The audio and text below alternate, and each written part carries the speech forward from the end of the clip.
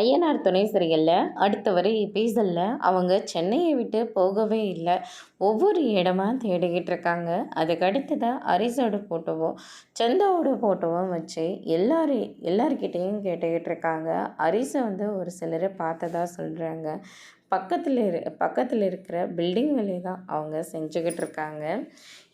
இப்போ என்னவோ 2 நாளாக இங்கே வேலையே செய்யலை அப்படின்ற மாதிரி சொல்கிறாங்க.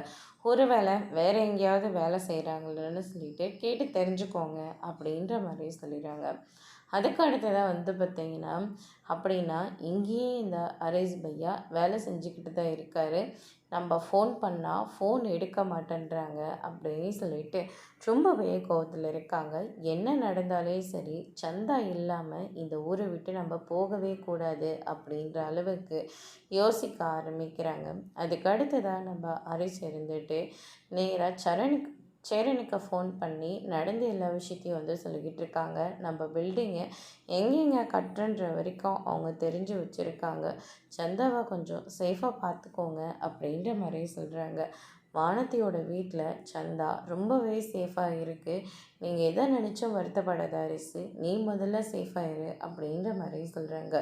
பையா என்னை தேடி உங்கள் வீட்டுக்கு கண்டிப்பாக வருவாங்க அப்படின்ற மாதிரி சொல்கிறாங்க. வந்தால் பார்த்துக்கலாம், அப்படி என்ன தான் செய்ய போகிறாங்கன்னு நானும் வெயிட் பண்ணி பார்த்துக்கிறேன், நீ பயப்படாமல் இரு அப்படின்ற மாதிரி சொல்கிறாங்க. அதோடு இன்னைக்கான பிரம்ம முடிச்சிருக்கேங்க.